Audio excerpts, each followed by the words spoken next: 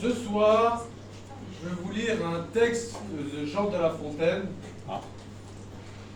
qui s'intitule Le rat et l'huître.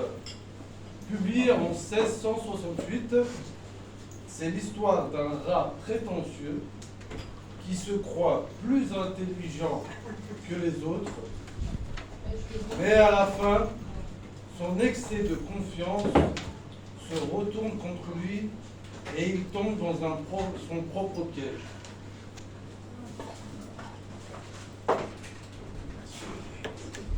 Un rat hôte d'un champ ras de peu de cervelle, des larves paternelles, un jour se trouva sous. Il laissa là le champ, le grain et la javel, va courir le pays, abandonne son trou. Sitôt qu'il fut hors de la case, que le monde, dit-il, est grand et spacieux, voilà les Apennins et voici le Caucase. La moindre toupie était mont à ses yeux. Au bout de quelques jours, le voyageur arrive à un certain canton où Titis sur la rive avait été maintenu. Notre rat d'abord crut voir en les voyant des vaisseaux de haut bord. Certes, dit-il, mon père était un pauvre sire. Il n'osait voyager craintif au dernier point. Pour moi, j'ai déjà vu le maritime empire. J'ai passé les déserts et n'y bu point.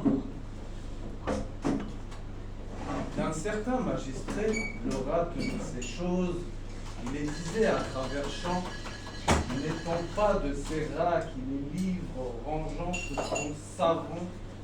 font savants jusqu'aux dents.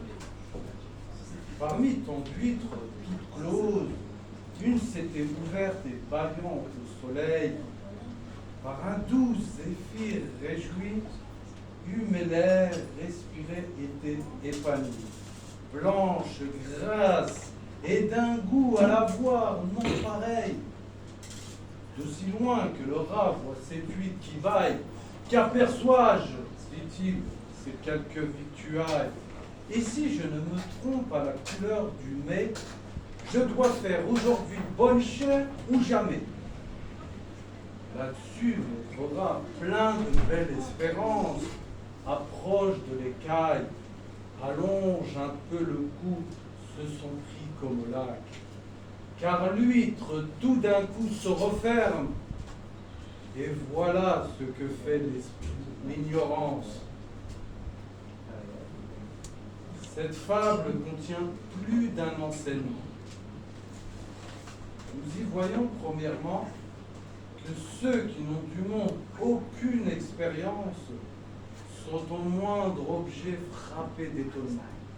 Et puis nous y pouvons apprendre que tel est pris qu'ils croyaient prendre.